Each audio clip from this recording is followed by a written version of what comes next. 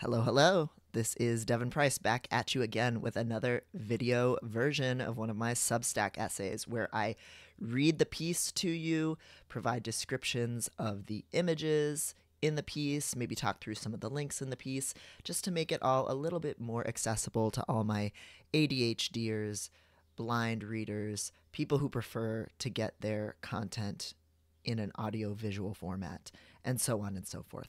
Today we are going to be talking about polyamory and jealousy and responding to a reader question about those things. And then we'll have a little bonus question at the end about asexuality. This one I was really excited to write. I've gotten a really positive and engaging response to it so far from readers, as well as a critical response from people who are, I think, honestly, more experienced and wise and developed in their polyamory, who don't run into some of the same struggles that I talk about having here and that the letter writer who wrote in with an advice question talks about having. So I think there's a lot of nice stuff to get into here, and I think the ultimate takeaway message is that we don't need to come into our relationship structures as completely finished people who know exactly what we want all of the time and have that set in place, who have no baggage left, who have no insecurities, who have no old monogamous kind of expectations. You don't even need to be sure that you're a polyamorous person to enter into some kind of non-monogamous relationship structure and see whether it works for you, and to really be in relation with a partner and let that be what it's going to be, and let your needs be what they're going to be.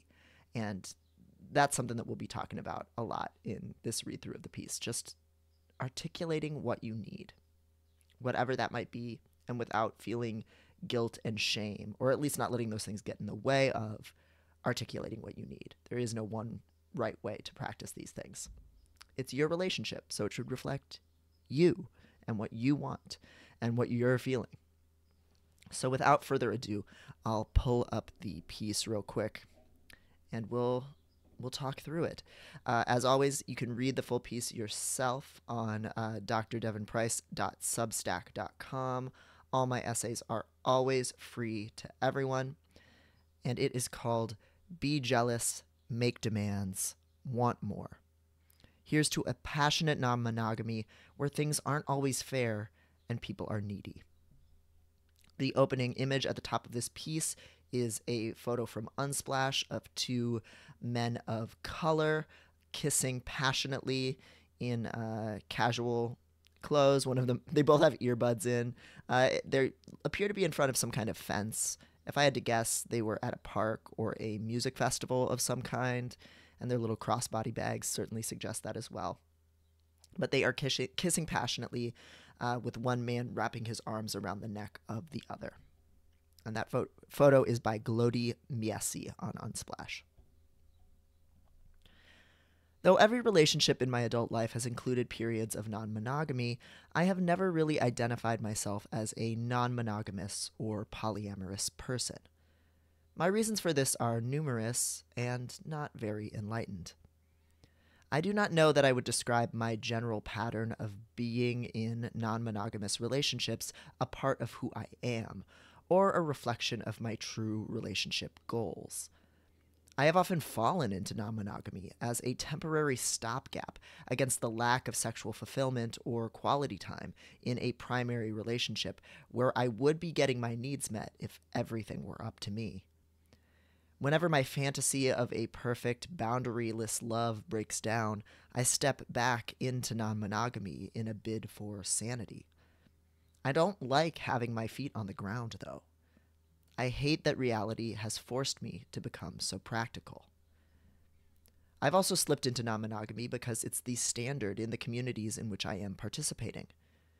Most kinky people are some variety of poly, and so, though I have always longed for a kind of all-encompassing, lifestyle, dominant, submissive dynamic that could swallow me whole, I end up settling for short-term scenes with part-time players. What for me is dating new potential partners casually is, for others, the desired flow of traffic. If I didn't let potential new partners assume that I am as poly as they are, I would be out of options pretty quick. Another of the reasons that I shy away from the polyamory label is damningly basic. I find the term a little bit cringe-inducing and evocative of a kind of freewheeling, grimy, hacky-sack playing social politics that I've never associated myself with. I'm too hard-nosed and anal retentive to spend even one night at the gender egalitarian punk house where nobody does the dishes. And there I've linked to a Hard Times article, which is a satirical paper like The Onion. This is a very iconic article for me from the Hard Times. In the gender equal punk house, no one does the dishes. And it's a picture of two punks in front of an absolutely disgusting looking sink. Even the cool gender-fucky comedians that I love think polyamorous people have slovenly haircuts and hold court over the D&D table with a sinister air. And this here is a link to Chris Fleming's amazing YouTube video and song, Polyamorous, which I would play, but I can't for copyright reasons. But check it out if you've never listened to it. I am still too sensitive to social judgment to shake all that off. I have never enjoyed camping or long emotional processing sessions. I don't want to advertise that I will. The final reason that I've maintained a chilly distance from polyamory has more to do with the ways in which the community has branded itself. In a bid to be seen as something other than silly and sex-obsessed by a judgmental straight public, a lot of non-monogamous communities have emphasized the love and community support that their relationships can foster.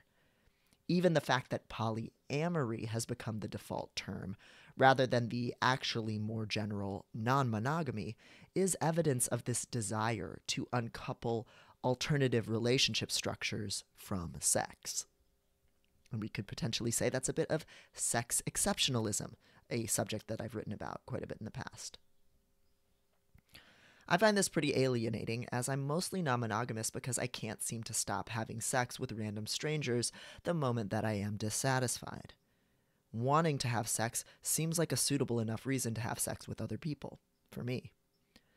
A lot of polyamorous people speak about eradicating jealousy, extending love limitlessly, and using one's close romantic entanglements as a way to build networks of support, as if we were all embarking on some shared social project for the betterment of the world, and not dating people because we want to and it feels good.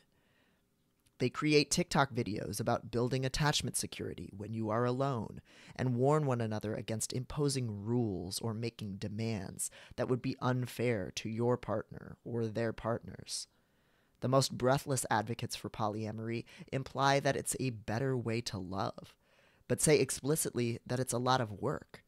Hours and hours of soloed and partnered therapy to ensure that you are unfailingly self-aware, capable of regulating your troubling emotions on your own, and never so needy as to do anything that might limit your loved one's freedoms.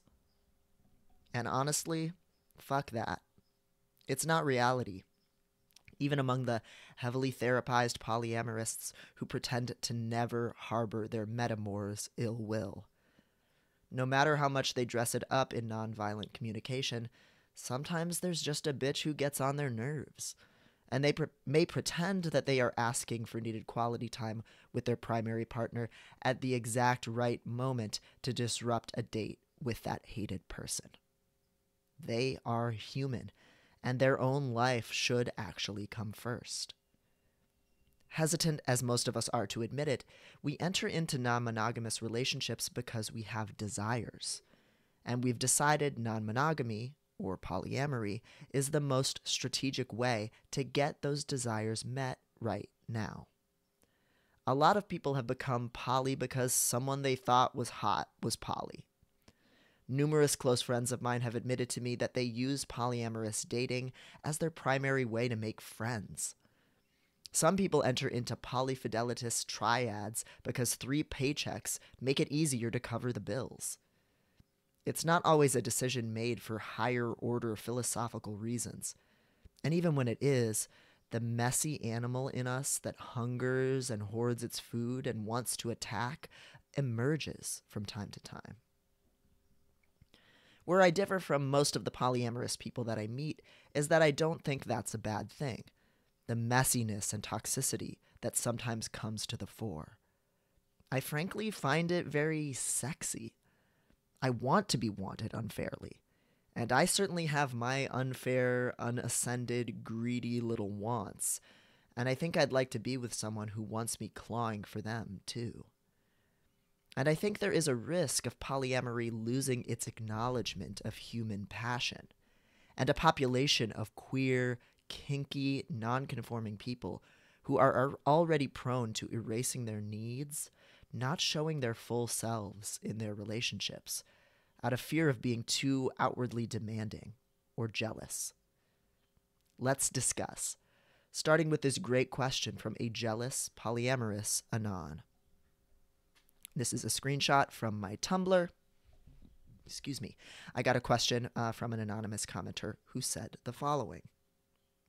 Hey Doc, I'm in an open/poly relationship where my main partner is sleeping with 3 of our mutual friends, and I mostly just sleep with my main partner, with a grinder hookup once in a blue moon. I'm struggling with jealousy and feeling like they, my partner, don't value me as much because they have sex with multiple other people. And also just jealousy because it seems like it's pretty easy for them to start having sex with people, and I have a lot of trouble doing that. How do I stop attaching so much weight to sex? How do I stop feeling left out by my partner having sex with other people? I appreciate your blog posts, and I thought you might have some advice. Anon, I want to start by thanking you for writing in.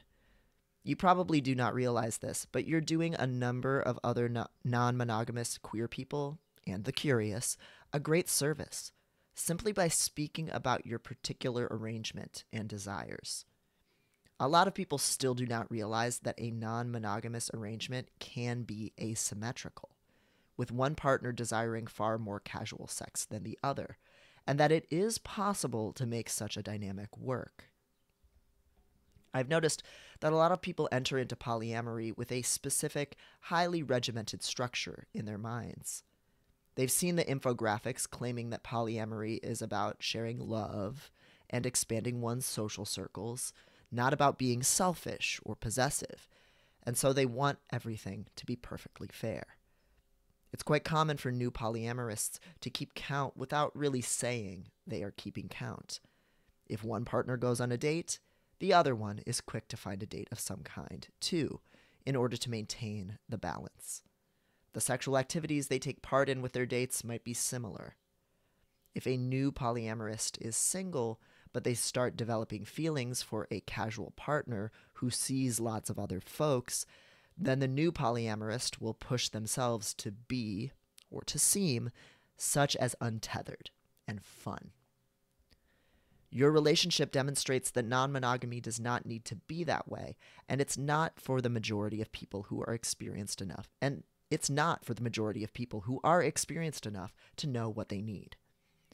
Though we might all use terms like polyamory or non-monogamy to describe somewhat similar feelings, in truth, every relationship structure is different and reflects the unique preferences, insecurities, availabilities, and yes, sexual orientations of the people within it at that point in time.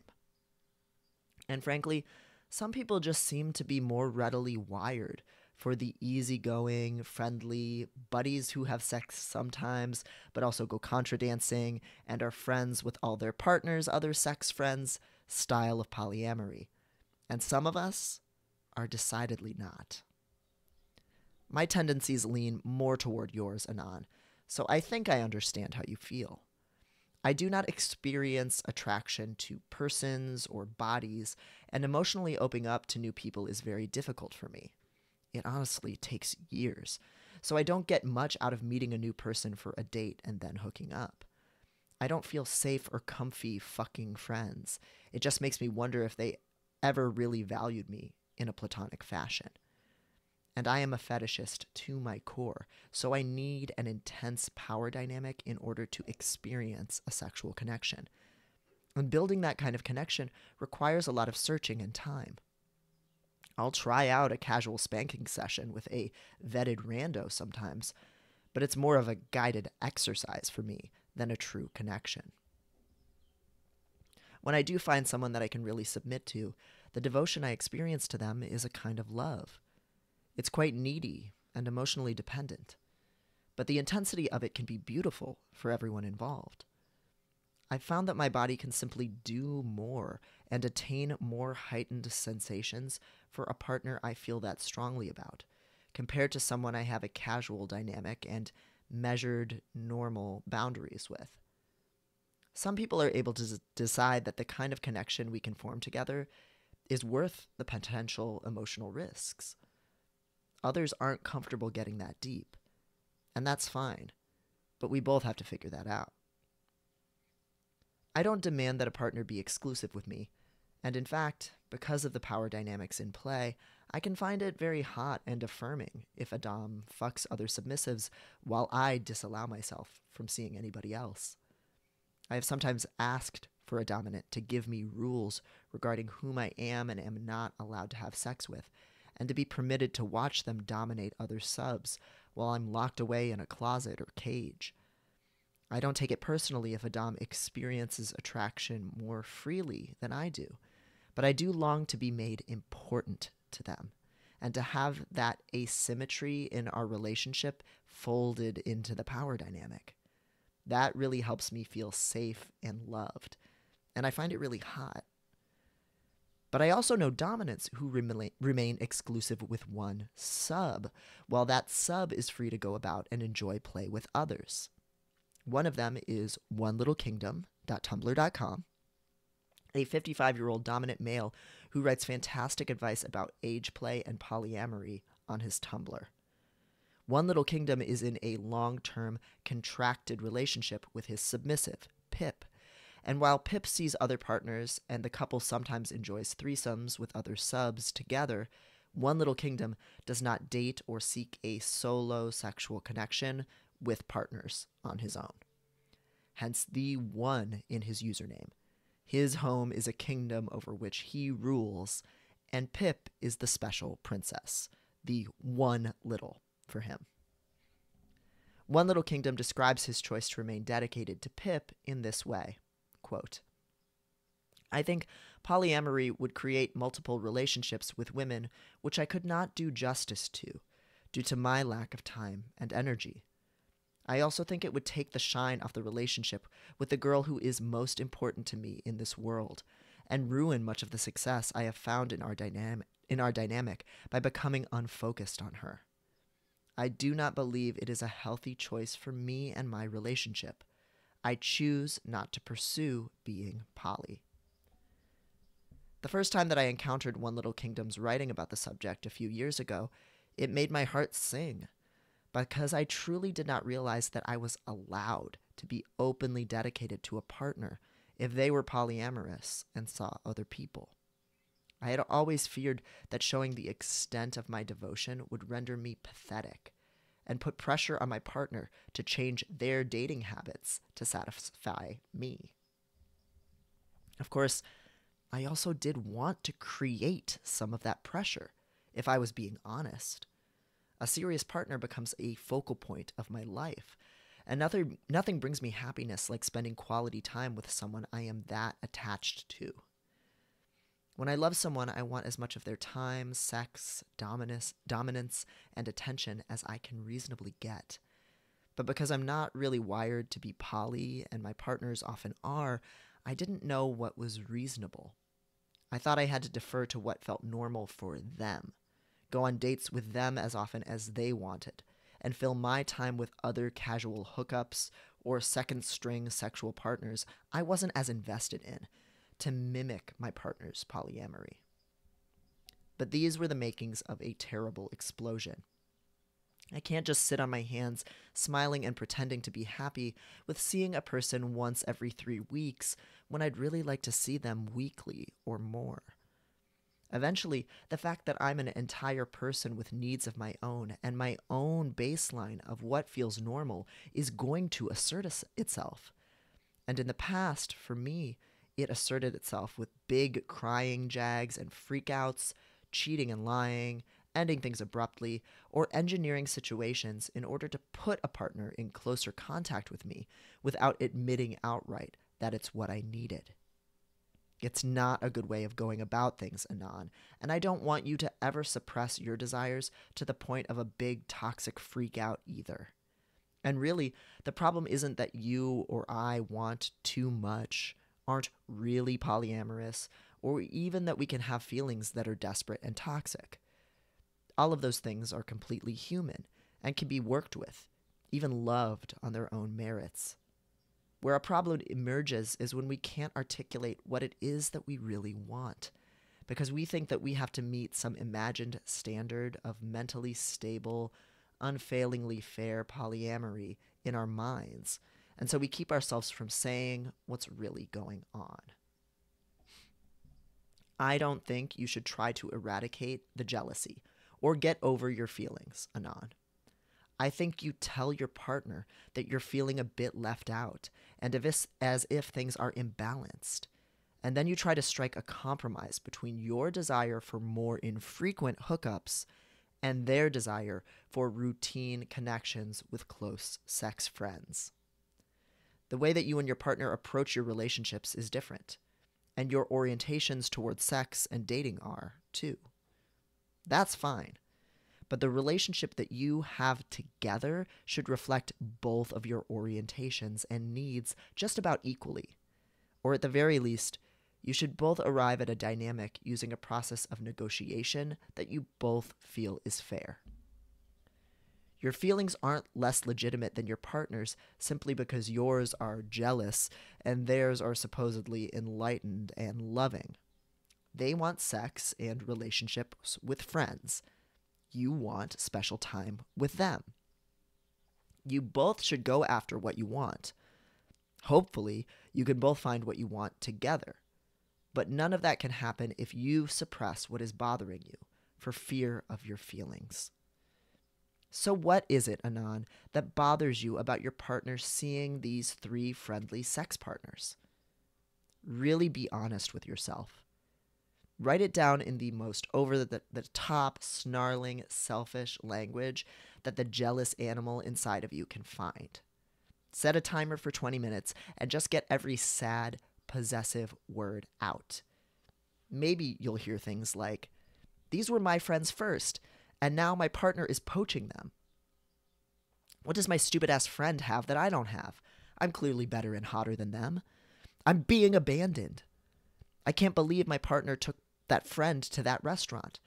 That is supposed to be our place. Nobody gives a fuck about me anymore. My friends are going to like me less than my partner because they don't get sex from me.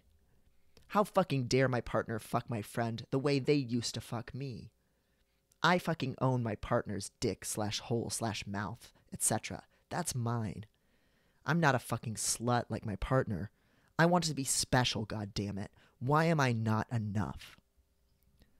After you've done this, try to put aside any judgment you might feel about being controlling, childish, pathetic, unreasonable, or any of those other words tinged with judgment that the polyamorous world can be so fast to reject.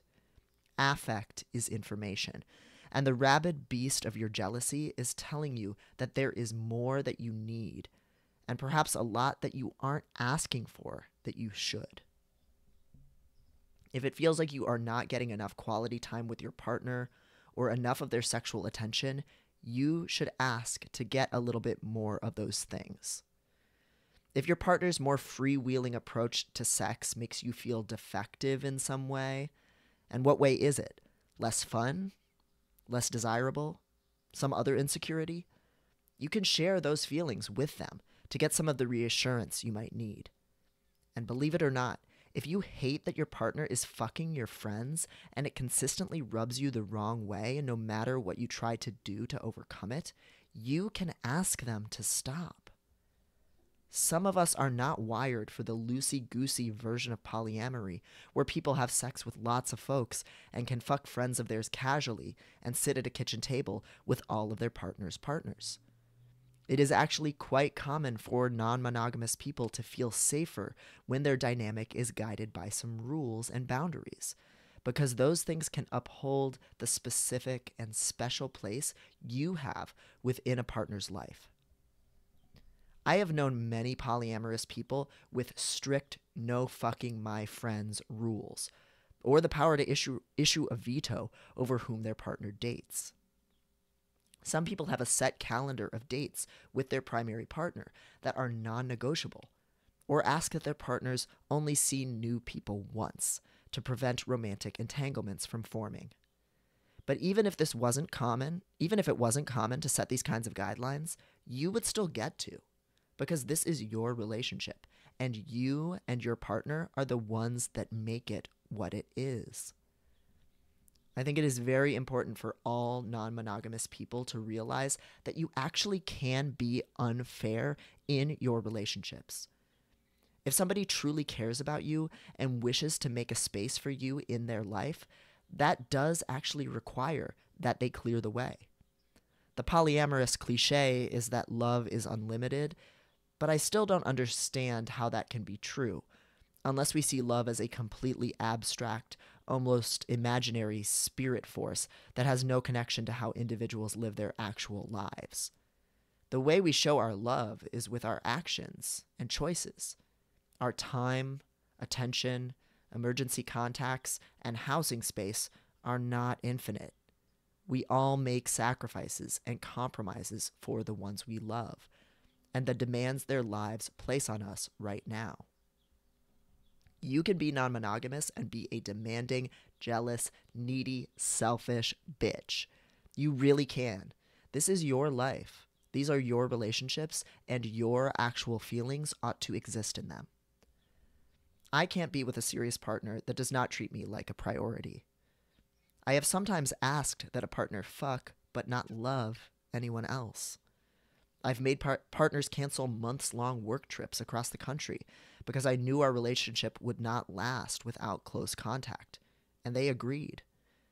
I can't be in a relationship where I don't feel comfortable expressing intense jealousy, insecurity, and attachment panic, and sometimes have my partner fold and make concessions because they care about me. Knowing that when push comes to shove, they are willing to make a sacrifice to keep me around is one of the greatest feelings in the world. I've also made plenty of changes for my partners, gladly, and seen how that investment in them bears real fruit.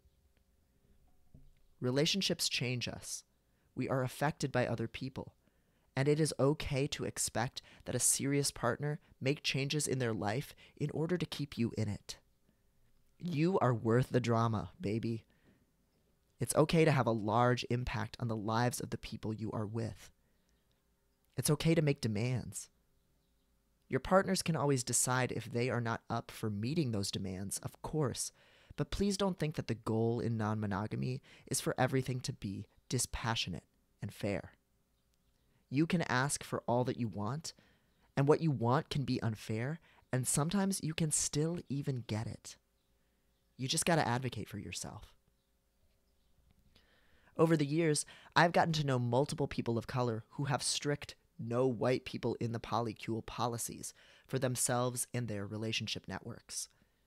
I remember that when I first heard of that rule, my initial gut reaction to it was that such a thing was not allowed, and that a policy like that could be used, intentionally or unintentionally, to control how a partner behaved, in ways that the mainstream poly world had always told me were unacceptable.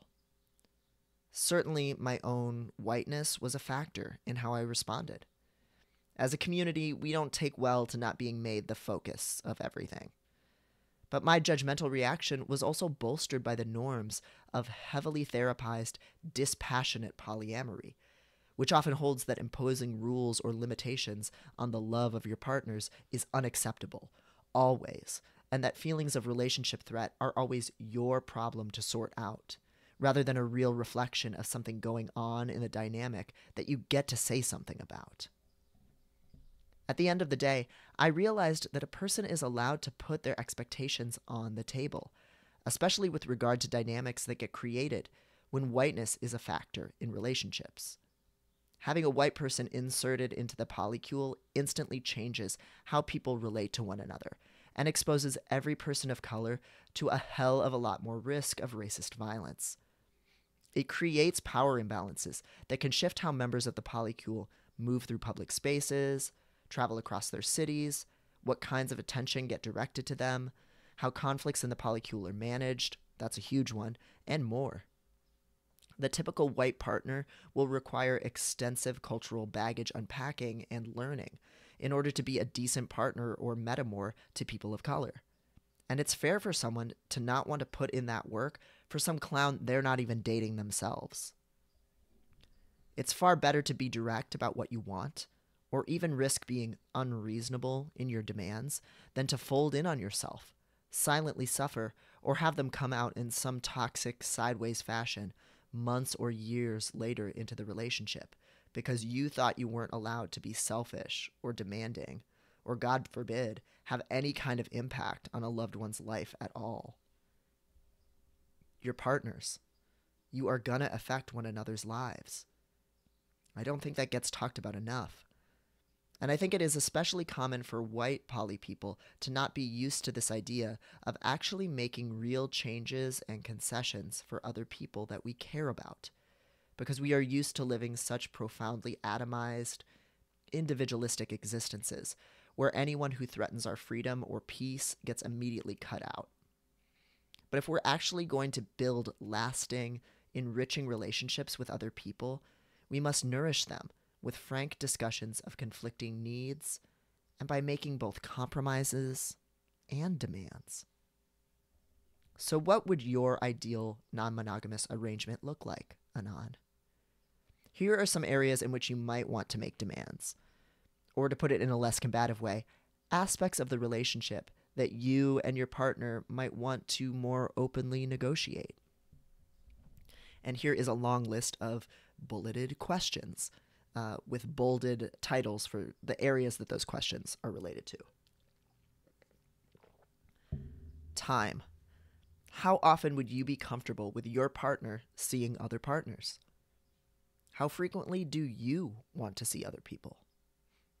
Activities. What ways of spending time together do you want to be exclusive to just your partner and you? What restaurants, hobbies, clubs, or TV shows do you want to be just yours? Places. Is it okay for your partner to bring a date to your house? Do you want to be able to host, or should sex and romance with other people happen outside of your home?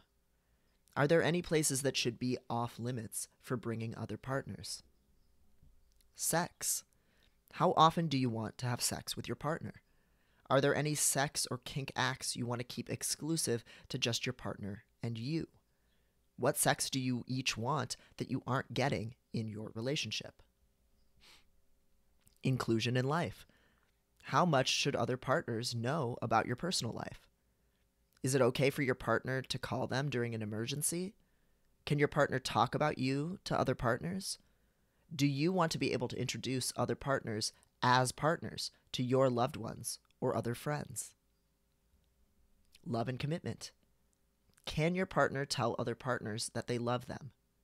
Buy them Valentine's Day gifts or make grand romantic gestures? Do you want your other relationships to be able to romantically progress toward emotional intensity or some kind of commitment? Or do you not? I imagine that a lot of these questions feel forbidden, especially if you've read all the standard polyamory workbooks and follow a ton of polyamorous therapists/influencers online. People like to say that you can't control the love of your partner, but our close relationships develop and grow based on our choices, and you very much can ask that your partner not make choices that leave you feeling sidelined. We don't just tumble into deep, loving relationships randomly. We decide to spend long stretches of time with a person, expose our psychological wounds to them, show up when they're hurting, buy them gifts, answer their texts before other people's, take them to places special to us, listen to the music from their teenaged years, and send them videos of us jerking off into their panties. And we can decide not to do any one of those things if another partner asks us to. Or we can refuse. Either way, it's better to have the conflict. Maybe you will find, Anon, that you are more suited for casual non-monogamy and your partner is more of a kitchen table polyamory type. If that's the case, you'll both have to tolerate a little discomfort in order to make things work. Fewer dates at home for your partner, more time keeping yourself busy and not spiraling for you. But you also might decide that you simply aren't compatible in how you approach this stuff. That's okay to realize too. I am a firm believer that jealousy is not a thing to be risen above or overcome. It is a fiery, sexy side of you that compels you to grow closer to the people you want. Jealousy means you want more, and there's nothing hotter than a person who is incandescent with white-hot want. Listen to that shit. You need something. You feel upset about something. You want to advocate for yourself over others. Yes, your own desires matter more to you than other people's. That is fine and natural. You are you. You aren't them. Let other people do the advocating for themselves. Let your jealousy tell you what you are not getting enough of, Anon, and ask for that shit. And if you're still not getting it after doing so, you can put your foot down. You can have a fit, say that things aren't working, be an emotional wreck, beg for lots of reassurance, demand quality time, walk away from the relationship, and be hurt. Own that shit. Some partners even find possessiveness or jealousy in a partner to be very endearing or attractive because it makes them feel wanted. It's okay to need to be special. You are. And here's a quick little bonus question about asexuality to round this week's column out. This is another anonymous question submitted to my Tumblr Ask box. Here's a little shout out for that, by the way. If you want to submit a question to me, you just go to drdevonprice.com/ask. That's drdevonprice.com/ask.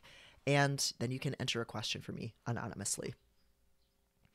Anonymous asked, Dr. Price, I don't identify as asexual because I want to have sex and enjoy having sex, but I go through long periods of having zero sex drive and actually kind of being repulsed by sex and don't even masturbate. Maybe because of the antidepressants I'm on? And then every so often I'll have a period of weeks or months where I'm hypersexual and am horny constantly and have sex like every day. Is this a thing that other people experience? There are lots of asexual people who want to have sex, Anon. I am one of them. Where people get confused is equating sexual orientation with libido. Sexual orientation is all about who or what you find attractive. But people of all sexual orientations can have all manner of libidos. There are gay couples who haven't had sex in 5 years because they're both sex repulsed or on medication or just have low libidos. And there are asexual people who do not experience attraction to other human beings, but fuck 5 times a week because they're on testosterone and horny, or they're super kinky and love being tied up, or they just like the sensation. The entire rainbow of possibilities exists, and it's more common for people's desires to change over time than it is for them to not.